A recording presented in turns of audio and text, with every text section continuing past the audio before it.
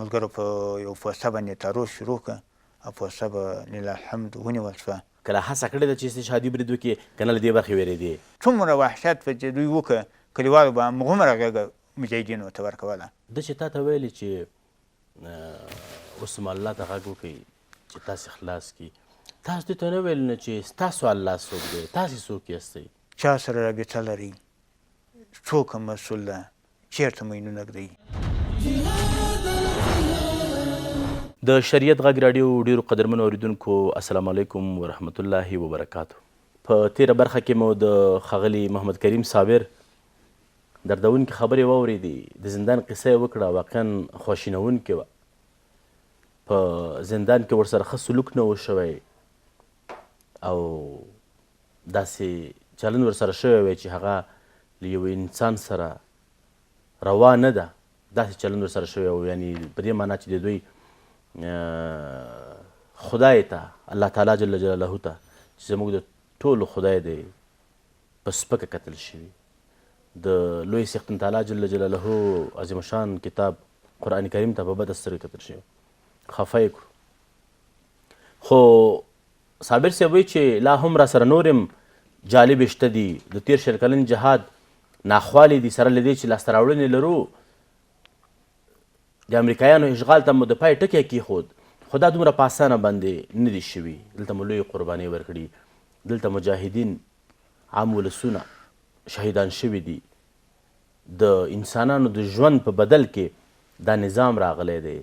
اشغالګر په شا تنبول شوي دي. او اوس چې دوی کومې کیسې ګواښونه کوي، صابر صاحب چې دا هسې اوازې دي، هسې ځان خوشحاله کوي ورباندې، بیا چې هغه ماتې او هغه شکست او هغه دردونه د دوی په یاد وي، هغه نښې چې دلته ورنه په افغانستان کې پاتې شوي دي هغه چې په یاد وي، هېڅکله به دوی را نه شي. صابر صاحب وایي چې اوس هم له موږ سره د امریکایي عسکرو د وجود ټوټې شته دي، له موږ سره موږ د یادګار په توګه ساتلي له ځان سره. نو دوی به څنګه بیا وکشي کولی چې افغانستان ته راشي؟ صابر صاحب بیا هم ستړی مه شي، تمه ده چې زړه تنګی شوی نه اوسېږي را سره. نه، ما مخکې وویلې چې دا د شل کلن جهاد کیسې دي، په اسانه نه خلاصېږي. اوس به راشو دې ته، دا به راته ووایي چې په دغه جهادي مسیر کې په دغومره وخت کې تر ټولو سخته ورځ چې در باندې تېره شوله، چې فکر کوې بیا به په ژوند کې نه راشي او چې تېره شوه ډېره سخته وله، هغه کومه ورځ وه؟ له دې نه سخته ورځ چې امیر المؤمنین منصور صاحب شهادت باندې ورسېده او ځینې خلک نور راپورته سوله چې دعوې د امیریتو کولې یا د امیر المؤمنین توب کوله. په دې هغه کې موږ ویلی چې درد رانه سي د اسلامي نظام کې، دې موږ ډېر ودردولو. خو الا الحمد اسلامي نظام کې نه درد راځي او نه کې راغلی ده، صرف صفا مزل ده او صرف صفا صف ده. امیر المؤمنین منصور شیخ صاحب د هغه سخت غم و او لله الحمد شیخ صاحب حبیبت الله د هغه جانشین ده او تر هغه نه ډېر شفقت او ناز په موږ لري او د هغه تحت اثر یې موږ ټول اسلامي نظام په یو چوکاټ کې د دوی پیروان یو. شهید منصور صاحب مو نږدې لیدلی و؟ شهید منصور شیخ صاحب په تېر دغه تحریک کې مو نږدې نه لیدلی و، هلته ورغلي و موږ. هغه څه ډول شخص و؟ راته په باندې وغږېږه. حلیم و، غوسناک و، د مجاهدینو سره یې سلوک څنګه و؟ که لږ راته وایي، ځکه تاسو سره نږدې نه پاتې شوي یاستئ، خبرې به مو ورسره کړې اوسېږي، د هغه خبرې به مو اورېدلي وي له مجاهدینو سره. څه ډول شخص و؟ په هر کې دی او ملا رباني چې دا دواړه به اوسېدل د هر جومات کې، ته به دوی راتلل مانځه ته، بیا به موږ د لوګر مجاهدینو ته ویلې چې تاسې مخکې سئ مانځه ته، د جامع منځ راکوئ، منځ به مې بار کړه. بیا به د ارګ جامع جومات ته چې راووتله جومات ته، بیا دلته یو چمن و، په دې کې به دوی دواړه کېناستل، ملا رباني او اختر محمد منصور صاحب. بیا به موږ ورغلو، بس چې به موږ ته ګیلاس د چینه ډکه دا چاوې وڅښئ طالبانو. موږ دلته ناست یو تاسې ډېرې سختۍ او ډېر سخت حالتونه هغه کوئ، تعرضو ته ځئ، جنګو ته ځئ. مشران د امارت اسلامي مشران داسې مشران نه وو، تر ټولو نه به هغه جنګ یا تعرض یا کمین ته هغه ډېر خوښې وو. خو ځینې مسؤلینو به ورته ویلې چې تاسې دغه کار ده، د هغو هغه کار ده. بیا به دې سره موږ کېناستو او خبرې به یې راسره کولې، څنګه حالات هم ده، مشکلات خو به نه وي، له چا نه خو به بده خاطره نه لرئ، یکمالات هم څنګه دي، مهمات هم څنګه دي، جنګونه هم څنګه دي، په کوم جي کې خو به نیمګړتیاوې نه وي، څوک خو به بېامري نه کوي. بس دا خبرې به یې له موږ سره کولې د یو عادي کس په شکل باندې. د هغه شهادت څومره درد درکړ چې کله خبر شوې؟ د هغه شهادت ولا ډېر درد راکړه. د موږ د کورنۍ ځینې غړي شهیدان سوه او زما ډېر ګران وراره قاري حبیب الله محمد باندې مشهور و، فدایي عملیات یې وکړه، خو هغه دومره ونه دردولم. ما ویلې په قاري حبیب الله باندې یو کور خوار سو او په منصور صاحب باندې ټول اسلامي نظام ودرېده. د ټول اسلامي نظام درد او د یو کور درد دا بیا سخته ده. یو کور دپاره سرپرست پیدا کېږي او د اسلامي نظام دپاره او د ټول افغانستان دپاره بیا په هسې شرایطو کې په جنګي معربه‌یي جنګ کې په ډېرو سختو حالاتو کې دغسې درد سړی خرابوي. خو انشاءالله د اسلامي نظام مشران ډېر فکر لري او ډېر فعاله خلک دي او زر یې د هغه خلا ډکه کړه او د هغه جانشین کېناسته او کفارو ته یې وښوده چې حساب به ورسره کوو. وایي په بعضې خلکو کور رانیږي، په بعضې خلکو باندې وران شي وطنونه. په رښتیا هم هغه څوک چې سرلښکر وي، سل د عمره د سلو سر د ممره، نو هغه څوک چې هغه سرلښکر اوسیږي او بیا ټول هیواد ورته سترګې وي، نو د هغسې چا له لاسه ورکول په رښتیا هم همدومره درد لري، ډېر سخت اوسیږي. دا خو ترخه ورځ وه په ژوند کې چې راغلله، د تحمل وړ نه وه. نو ژوند دی لوړې ژورې لري، خوښي او خفګانونه پکې وي، مرګ او ژوند ورسره ملګری دی. نو بیا داسې کومه ورځ هم راغلې ده چې ډېر زیات پکې خوشحاله شوی، د فتح ورځ به راته نه یادوي، ځکه اکثریت مجاهدین د فتح ورځ وایي چې دا زموږ په ژوند کې تر ټولو بهترینه ورځ وه. واقعا دا د ټول افغانستان لپاره، د ټولو ولسونو لپاره یو بهترینه ورځ وه. خو له دې نه غیر هم په ژوند کې داسې بهترینه ورځ راغلې چې په هغې ورځ باندې ډېر زیات خوشحاله شوی. له دې نه زیات هم خوشحاله سوي یو. د موږ په ساحه کې قوي کسان وو، د امریکایانو لاسپوڅي وو، دا به م چې وویستل او دا به مردار شوله د مجاهدینو له لاسه یا فدایي عملیات پرې وشوله، په دې به ډېر خوشحاله کېدلو. او د فتح ورځ خو تا یاده کړه چې دا به نه راته یادوي، خو زه به یې درته یاده کړم چې د شپې ډېر قوي بمبار په ټوله ساحه باندې وشو، مسجدونه یې وران کړه، کلي یې بمبار کړه، سیاست یې کې ولګېدې، کلي کې یو ځوان هلکی ولګېده شهید سو، کلي کې هم سره ولګېده شهیده سوه، ډېر هغه سوه. په هغه شپه باندې زه ډېر مریض وم ډېر، خو سهار چې راغلم زما ملګری د مزمل عمر، د حافظ صاحب، ملنګ و حلیم، دی و د امریکایانو د دې و د غلامانو، هغه یې راوړي وو غنیمتونه په یو مسجد کې کوټه و مرکز کې. ما نیم سیرون چې پاتې و همالته ځلېده، د شپې زه مریض وم. ما وایي دا خو بس دا خلک وتښتېدله، لاړله، پوخ سړک کې کمربند ورته اچولی و، دا وایي فلاني ځای کې د جمعه کلا کې قرارګاه وه، د دې قرارګاه غنیمتونه او راکټونه او دا پیکاوې دي او دا مو ترې راوړې، دا یې هغه دي. نو بس امارات په همغه ځای کې پاتې سو. یو موټرسایکل مې و، ما مخکې هم خبره درته وکړه چې زه به یو څه نمونه راوړم، د موټرسایکل د انقلاب بس مې هلته په یو مزین کې ایښی ده، په دې باندې ورسپورټ چې ورغلم پاخه سړک ته دا مجاهدین په ډېره خوشحاله فضا کې ګرځېدل او دوی نور په ګیله مې ټولېده او له هرې خوا نه د نری تکبیر چغې وې پې د الله اکبر او فوسې و ټانګونه یې غلیمت نیول کېدل او د دوی ګیله نور ټولېده. دا د خوشحالۍ ورځ وه. دا د خوشحالۍ ورځ وه. نو هغه موټرسایکل به دې موږ ته راښیې چې هغه موټرسایکل دې څه رقم ته ساتلی دی او تا وویلې تر دې موټرسایکل سره د یو بل څه هم ساتلي دي. موټرسایکل سره د ګردیزیان ورته وایي سري څنګ په دې پلچک و د پلچک څنګ کې یو باغچه وه په دې ځای کې قانیت د ملا صاحب انارګل یو وراره و ډېر مشهوره مجاهد و ډېر ښه مجاهد و الله دې شهادت قبول کړي. ما او ده بوشکې ایښې وه په دې سر کې ده ایښې وه دلته د ما ایښې وه د ما یو زیړ سطل و قاري صاحب اشرف ملنګ راوړي و جوړ کړي وو بیا په دې سلطو باندې لیکلي وو ملنګ په دې زیړ سلطونه وو د باروتو یې تېړه کړي وو بس په دې سر باندې ملنګ لیکلي وو هماسې ملنګ د قاري صاحب. بیا همدلته دا سلطونه ورته ایښي وو خو نه هغه د ما په ماین خبر و نه زه د ده په ماین خبر ومه چې په دې ځای کې دوه ماینه ایښي دي. دا ټانګونه د امریکایانو راغله د جالیداره ټانګونه و د غټ جګ جګ دا یو دوه چېره تېر شو درېیم ټانګ هغه په فلاش پې ووایي د ما تلک ورته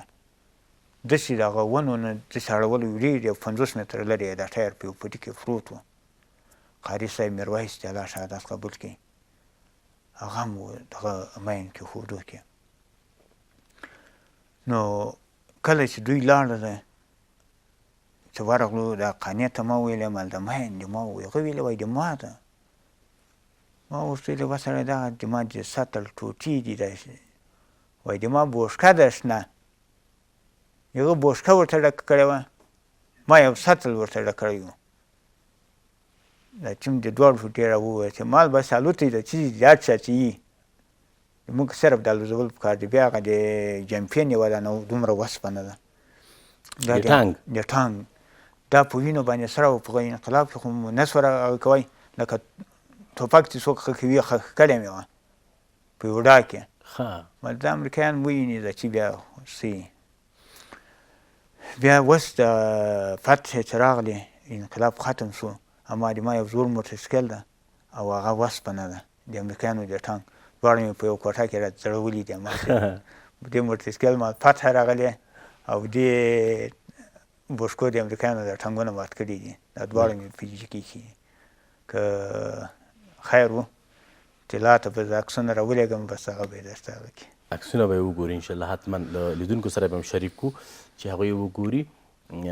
خو اوس دلته دا معلومه نه شوه چې دا انفجار ستا د بم و که د بل ملګري بم و او که دواړه الوتي وو؟ دواړه الوتي وو پاتې نه وو دواړه الوتي وو او صرف هغه د بوشکو ټوټې نه دي او بوشکه به چې والوته داسې ټوټه به یې پاتې کېده که به ساتل وم دا شنه زیړ سلطونه وو دغه 10 کیلوي و 12 کیلوي د غوړیو سلطونه دا به اکثر مجاهدینو ورته ډکول د چې سطل ټوټې مو پیدا کړې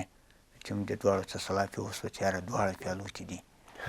او دواړو ته دې الله قبول کړي ان قاري صاحب میرویس ته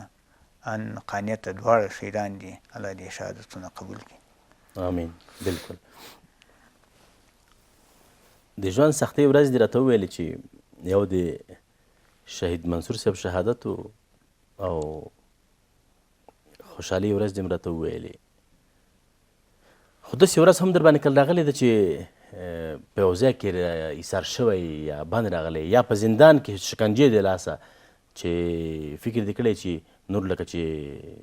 ژوند تر همدې ځایه و نور لکه چې ژوندی پاتې نه شم داسې کله شوي؟ د سریسنګ پوسته باندې معاملات شروع کړه پوسته ونیول شوه او بیا د دوی د تیارې راغلې تیارو له زر واچوله قاري صاحب زبیر ډېر تکړه مجاهد و او د لوګر لپاره افتخار و دا زخمي شو په دې پښو کې نارنجک ولګېده دې په ما باندې غږ وکړ وایي صابره پرې مې نه ږدې له ما سره رفیقه وه داسې مې په دې سر باندې راړولې ارشیزونه چې کله په ویښتو کې بند کله چېرته بند وایي موږ نور ملګري وو حافظ صاحب او مصطفی شاهین صاحب دوی و ما ته ویلې چې تاسو رفیقه هم ده او لاړ شه ته دې ساحې نه ځان وباسه هغو سره دوربینونه و لیزر خو یې نه سو هغه کوه یا تیارو به کشف کول موږ دا درباس شو دی ټپي شوی و دی ټپي شوی و بیا مې یو ساحې ته چې راووته دې خوا نه د موږ کلو ته ښکارکلا او سپریک دا د دوی قطعې وې د وحشت د وحشت به دوی په دې باندې کوو دا قطعې راغلې وې دغه کلي د موږ دوی نیولي وو یو خوا ته په وسه باندې تاروز و تاروز ته مجاهدین تللي وو او دې خوا ته دا کلي دوه شپې چاپه سوه دا کلي دوی نیولي وو څه مجاهدین په مخه باندې راغله چې کلو ته مه راځئ کلي دوی نیولي دي په هغه کې 5 ملګري بیا د موږ په هغه ورځ باندې ونیول عبدالرحمن ابوبکر صابر په نامه یو بل ملګری دی یونس صابر عبدالواحد الله یو 2 کسان ملګري نور وو دا ملګري یې ونیوله موږ لا نه وو پرې خبره موږ تاروس کې وو چې راغلو حالات ډېر سره ګډوډ وو د قاري صاحب زبیر نو ډېر په بد حالت کې وو او پښې ماتې وې بیا دلته له کوره ډاکټر ورسره وایسته نو ډاکټر یې په اسمان وکړه خو سهاره پورې په دغه ځای کې ایسار و چېرته هم نه سو ایستی سهار هم د برکي لویې شفخانې ته چې ورسوو قلعه ملک ته هلته یوه لویه شفخانه وه هلته دی په شهادت باندې ورسېده نو بیرته دی په هغه حالت کې د ذوالقرنین په حالت کې په دې مخابره کې یو غږ وکړه چې ټولو مجاهدینو ته د ما بخشش ده او ما ته بخښه وکئ ما ته عفو وکئ زه په شهادت باندې ورسېدم بس د مخابرې غږ یې چې بند شو د نه روح الله قبض کړه دی په شهادت باندې ورسېده نو ډېر موږ ودردولو او ډېر تکړه ملګری مو ډېر تکړه مجاهد و نو بس خدای تعالی دی واخیسته یعنې د مرګ په حالت کې هم په داسې حالت کې چې دی زیاتې شهید کېږي د په ملګرو باندې غږ وکړو چې ماته بخښش وکړو ټولو ملګرو باندې غږ وکړو ټول مرکز مخابرو هغه د دغه غږ اورېده ډېر مجاهدینو هغه غږونه ثبت کړي دي ډېر مجاهدینو سره شته د ده ثبت حالت چې هغه کوي خپلو ملګرو ته اطمینان ورکوي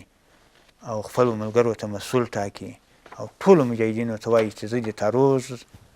قمندان ومه تاروز زما په لاس کې و او زه زخمي شومه اوس شهیدېږمه نو ټول ماته هغه بخشش وکئ کومه تېره او کمه زیات خبر که سوي نو د ټولو مجاهدین په ده باندې ډېر خوابدي وو او په نیمګړي غوندې سو او کاروان ځای خالي نه پاتې کېږي د ده جانشین یې ورور سو هغه ورور یې پرمختګ کاوه هغه کاروان یې روان کړی واقعا سخته وه ډېره سخته داسې یو ملګری چې هغه در سره ډېر وخت په سنګر کې پاتې شوی اوسېږي او بیا له داسې یو پیغام سره درنه لاړ شي نو انسان سخت خواشینی کوي اوس هم کله کله درته در یادېږي قاري صاحب زبیر په ډېر کم عمر کې و د قاري صاحب احمد مدرسه کې و هلته حفظ کوو درس یې کوو بیا یو بل ډلګۍ مشر و فردین جهادمل یې کوي د هغه سره و بیا به د موږ کور د مسجد دې ته راته دغلته د هغه وخته د ما ملګری و ما د ډېر وخت سره په یو ځای کې سره تېر کړی و بس غږ به یې کوو یو داسې اخلاص چې درلوده چې ورته به دی قاري صاحب دا سر دی راکړې ما په کار دا هم نه درکړي در هغه و قاري صاحب زبیر کې ډېر غټ زړه و او د ډېر ښه فکر سړی و بس چې موټر به دې په کار و که به دې هر څه په کار و چې اوان و استادو دا غټو سکله سړه و کار به کېده چې موټر به نه و دغسې به نه ویل کېدې بیا به ده همیش ما ته غږ کوو چې هر شی دې په کار کېده ویلو به یې ولې ما ته به نه وایه بس دا شی به یې ولې د ټولو مجاهدینو ته یو قانیت صاحب او یو هغه قاري صاحب زبیر دیو کې ډېر اخلاص خو په ټولو مجاهدینو کې و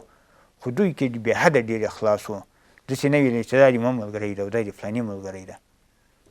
په دوی کې ډېر اخلاص و دا خو د مجاهدینو ملګرو اخلاص و چې له تاسې سره یې کوو له ملګرو سره یې کوو د خپل سلوک او رویې په حق راته ووایه چې خپله دې له مجاهدینو سره رویه څنګه وله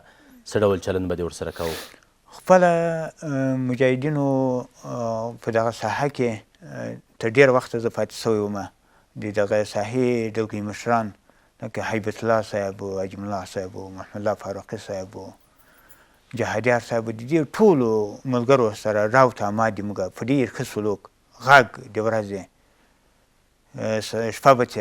تېره شوه بس یو بل به مجاهدینو غږ کاوه څال وه شپه څنګه وه په کوم ځای کې خو مشکلات نه وي دا پوښتنې به م ټوله که هغه د سهار اختر مبارکي چې سړی کوي په دې ټولو ملګرو به م پوښتنه سره راوکړه بعد چې به خپل مرکز ته راغلو په دې مخابرو کې به مو غږونه سره پرې وکړه بعد چې به یو ملګري چې ښه و دا چې به یې چېرته یو میله برابره کړې وه یو سیرلی میرلی به یې حلال کړی و بعد چې به یې غږ وکړي چې فلاني ځای کې زموږ میله ده قرباني م برابره کړې ده هغه قربانۍ غوښې به یې چې سره وخوړې بس د شپې به یې په یو بل ځای باندې په یرغلګرو حمله وکړه او هغه به غوښې به یې په باروتو سره وخوړې د سیرلي خبره دې وکړله چې سیرلي به یې حلالول او ملګرو ته به میله برابروله کله لوږه هم در باندې راغلې که نه و سخته لوږه سخته لوږه خو د موږ ساحه همیش په کلابند به وه دغه طرف ته م ښکارکلا وه مخکې مې هم خبر وکړه یو خوا ته م د دشت توپ کمپاین و او دې خوا ته م ولایت و د خدر بیس دې نه به چې راغله بیا به محدودجي کې موږ ایثار محاصره سو بیا د موږ کاریز و د بابوس کلي ته چې ننوځي دلته سپرغی د کاریز بیا به په دوی چې عملیات وکړه جنګ به م پرې وکړه دا چې به بیا په دې کاریزه ته راننوتلو زما یو بل معاون د دې ډلګۍ حکیم الله صاحب د ګلدرې قمندان د امنیته ما په دې کاریزه کې ډېر وخت سره تېر کړی دی په ساعتو وخت تېر کړی دی هلته به ډېره بده تنده راباندې راغله خو داسې حالت به راغلی و چې دغه کاریز دلته و دغه سپرغی داسې د لاره کې تېرې سوی وې دا ټانک به دلته ولاړ و د موږ په سر باندې موږ به د سپرغو لاندې وو په دې ځای کې په ساعتو به دغلته کې وو بیا به باید د دوی نه په دې سپرغو کې سوري کړي وو دغه کورو والا یا ماشومانو به د پي پي سي په بوتلو کې اوبه بندې کړې وې کته به یې د سرایه ته راوغورځولې بس دغلته به م وچکلې او دوی به کله چې راغله بیا به م باید مخلصینو ته ویلې مخلصین خو ټول کلیوال وو ټولو قرباني ورکوله ټول همکار خلک وو بیا به دوی غږ راوکړي چې لاړله دوی به یو 100 متره نه وتللي بس مجاهدین به لارې نه سره ووتل دا چې به یې ټاکوټوک شروع کړو دوی ته به م تعجبه شوه چې دا خو د ګیزه را چې موږ په دې کلو کې وو دا له کومه شول دا بامونه دا کلي دا منجکې هم ټولې نیولې وې دغه بیا له کومه رافسې راووتل یا به کوم ځای کې ماین په انفجار که یا به یې په راکټ ترې وویستل دا چې به په تیښته ویلې چې یاره د دې منجکو په تیښته ووځو دا زموږ دپاره یو فرده ده د ولس د قربانیو د همکاریو په هکله مې غوښتل پوښتنه وکړم خو تا پخپله وویلې چې ولس هر وخت کې در سره همکار و همیشه همکاري کړې ده همیشه قرباني ورکړې دي په رښتیا هم د افغانستان د اسلامي امارت د مجاهدینو او د عامو ولسونو د قربانیو نتیجه وه چې نن په سوله ییز نظام کې ژوند کوو سوله او امنیت دی راځو د خپرونې وروستیو شیبو ته نو په وروستیو کې د پیغام اورمه چې زمونږ درنو لیدونکو ته عامو ولسونو ته څه پیغام لري د درنو اوریدونکو ته دا وایم چې دوی د بېغمه خپل ژوند او زندگی کوي د اسلامي نظام مشران مجاهدین د خلکو سره باید ښه سلوک وکړي او د خلکو دغه همکارۍ وي او د الله په نصرت سره چې موږ دې هدفو ته راورسېدلو چې ملکیان خفه نه سي سپین ږیرو سیاسرو کونډو یتیمانو په دې باندې شفقت وکړي او خفه یې نه کړي خپلې دروازې ورته خلاصې کړي او په خپلو غېږو کې ونیسي دا به د موږ دپاره کامیابي او د افتخار ځای ښاغلی محمد کریم صابر ډېره زیاته مننه چې په شل کلن مزل خپرونه کې دې راسره ګډون وکړ او په ساده الفاظو د تیر شل کلن جهاد او له هغې وړاندې کیسې راسره شریکې کړلې کور دې ودان مننه خیر اوسې هر کله راشي درنو لیدونکو له تاسو څخه هم ډیره زیاته مننه چې موږ مو وزغملو د ښاغلي صابر صاحب کیسې او زما پوښتنې مو په ورین تندي را سره واورېدلې او هغه سنګرونه هغه زندان چې صابر صاحب پکې وخت تېر کړی و تاسې هم را سره لاړئ هلته او هغه حالت مو احساس کړل چې څه تېر شوي وو څنګه وو. نو دا وه زموږ د دې اونۍ خپرونه چې تاسې ته او قدرمنو لیدونکو ته مو وړاندې کړله. تر بیا او بلې خپرونې چې زه بیا هم له دغسې یو اتل مجاهد سره ستاسې په چوپړ کې حاضرېږم. ما ته زما له ټول تخنیکي ټیم سره اجازه راکړئ. لوی الله مو مل او ژوند مو تل له خوښیو او بریالیتوبونو څخه ډک اوسه.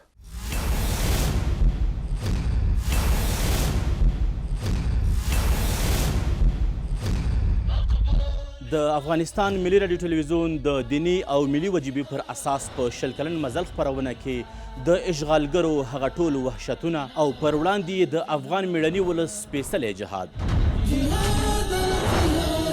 په مستنده بڼه را اخلي چې لا هم ناویلي پاتې دي، تر څو د سپېڅلي جهاد دغه لوی تاریخي باب د حقایقو په پاڼو او فصلونو کې د نوي نسل لارښود شي. دا او دې ته ورته نور مطالب په 100 کلن مزل خپرونه کې